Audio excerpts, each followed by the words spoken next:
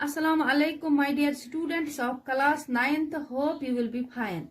Today our topic is chapter number 5 of your history textbook, and that is pastoralists in the modern world.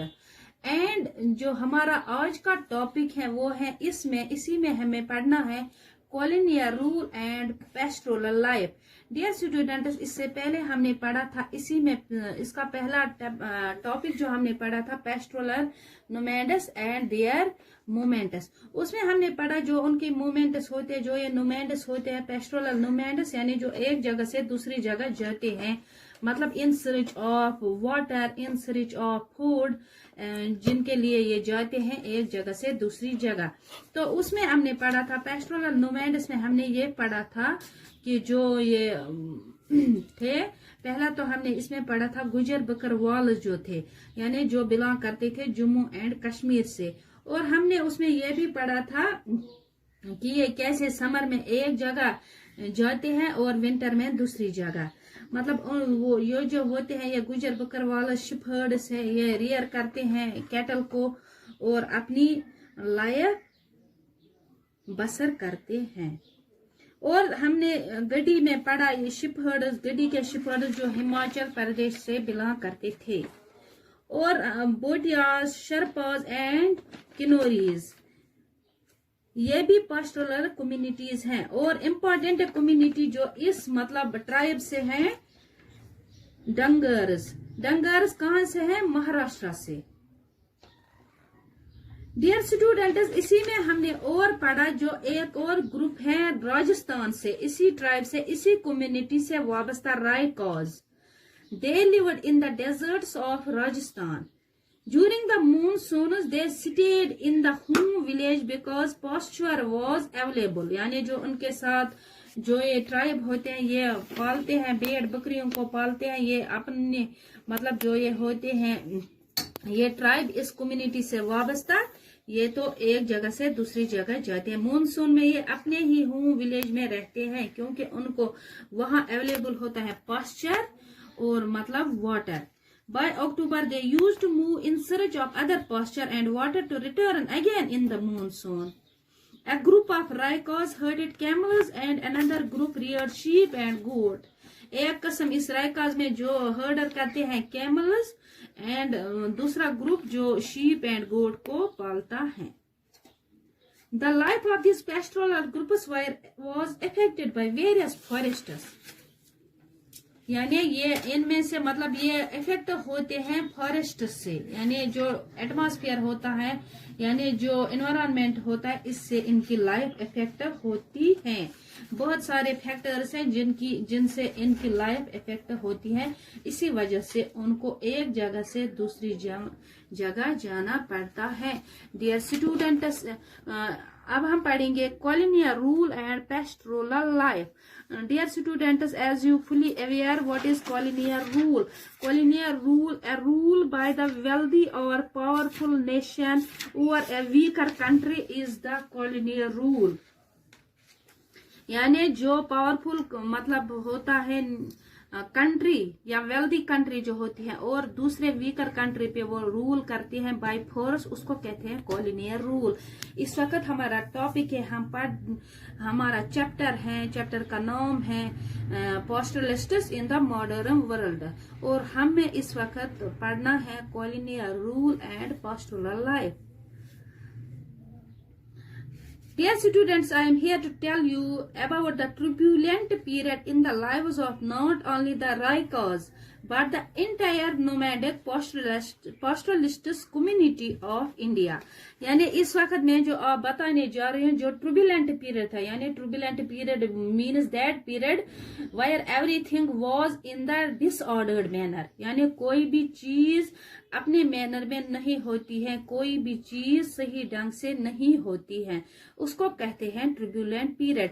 In the lives of not only the Raikas, Raikas जो group है, एक tribe है, यानी pastoral tribe है जो belong करता है राजस्थान से, but the entire nomadic pastoralists community of India, यानी जो भी ये इंडिया की कम्युनिटी है पास्टोरल कम्युनिटी, इससे क्या कॉलोनियल रूल का क्या असर पड़ गया इन पे।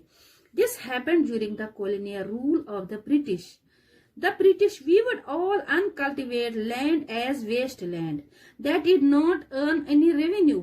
यानी जो ब्रिटिशर्स थे, जो कॉलोनियल रूल कर रहे थे इंडिया पर, जो भी फॉरेस्ट में अनकल्टिवेटेड लैंड थी, यानी जो लैंड बेकार थी, वेस्ट लैंड, उसको वेस्ट लैंड करार दिया ब्रिटिशर्स ने. That did not earn any revenue, यानी उस पे कोई रेवेन्यू ये नहीं अर्न करते हैं, यानी कोई भी लगान, इस पे कोई भी टैक्स नहीं लेते हैं.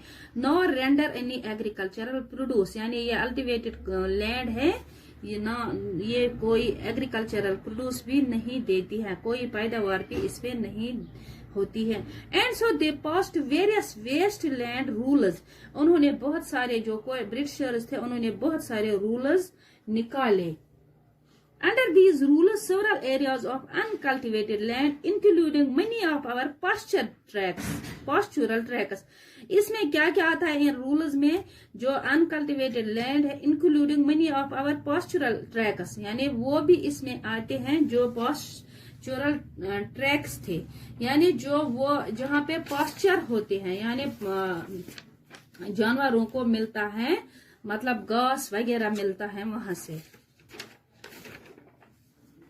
Were taken over and given to select individuals to cultivate. Even access to forests was snatched, यानी उसको दे दिया गया, मतलब सिलेक्टेड इंडिविजुअल्स को, और उनसे कहा गया कि आप इस पे कल्टीवेशन करो.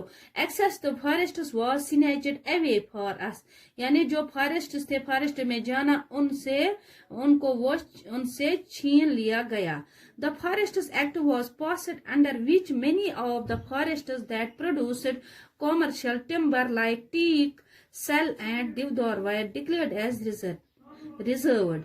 यानी जो एक्ट लागू हुआ है, फॉरेस्ट एक्ट, उसमें क्या, जो फॉरेस्ट्स कॉमर्शियल फॉरेस्ट्स होते हैं, यानी जो हमने इससे पहले पढ़ा कॉमर्शियल फॉरेस्ट्री में, हमने पढ़ा जो ये ब्रांड्स थे, जो मतलब डायरेक्टर जनरल ऑफ फॉरेस्ट्स था, उसका नाम था डाइटरिच ब्रांडिस, हमने इससे पहले पढ़ा. उसने फॉरेस्ट्स को 3 कैटेगरीज में डिवाइड किया था. एक तो पहला जो रिजर्व्ड, दूसरा है प्रोटेक्टेड, और नंबर 3 इज विलेज. जो रिजर्व्ड फॉरेस्ट्स थे वो सबसे बेस्ट फॉरेस्ट्स थे, और जो लोग थे उनको बैन थी वहां जाने के लिए. और जो कॉमर्शियल टिम्बर वहां से वो हासिल करते थे, कॉमर्शियल टिम्बर यानी लकड़ी, कॉमर्शियल मतलब जो बहुत मतलब कॉमर्शियली यूज होती थी. क्या क्या थी इसमें? टीक था, सेल एंड देवदार, यानी ये मतलब लकड़ियों के जो ये टिम्बर है, इसी के ये मतलब कसम है. डिक्लेयर्ड एज रिजर्व्ड, उनको क्या किया गया? डिक्लेयर किया as reserve. And we the pastoralists were bound from entering them, और जो ये पास्टरलिस्ट्स थे उनको मतलब वहां जाने के लिए बैन थी. However, some forests were demarcated as protected, यानी आधे जो फॉरेस्ट्स थे उनको मतलब as protected नाम दिया गया, डिमार्केट किया गया. At only certain customary grazing rights for granting in these forests. और जो सर्टन जो कस्टमरी राइट्स थे उनके अंडर, customary rights mean rights that people are used by custom and tradition, यानी वो rights, customary rights means that rights जो लोग कस्टम और ट्रेडिशन के हिसाब से यूज करते हैं. However, our movements were greatly restricted and controlled, यानी वहां जाने के लिए रिस्ट्रिक्टेड और कंट्रोल था. We were issuing permits for grazing at the time of entry and departure. तो हमें क्या करना पड़ता था? मतलब एक तो अंदर जाने के लिए परमिट लेना पड़ता था, और जब बाहर निकलने के लिए भी परमिट मांगना पड़ता था. With strictly monitored and limited. जो हम इस फॉरेस्ट में जाते थे, प्रोटेक्ट फॉरेस्ट्स में, तो हमें परमिट लेना पड़ता था. The permit specified the period in which we could be legally within a forests. If we overstayed, we were liable to fine. और जो ये पिरामिड अगर हम उसके मतलब लीगली यानी कानूनी हिसाब अगर हम उसको देखेंगे, अगर हम ओवरस्टे करेंगे इस मतलब पिरामिड के, तो हम पर फाइन लागू होता था. Dear students, it is all for today. Thank you very much.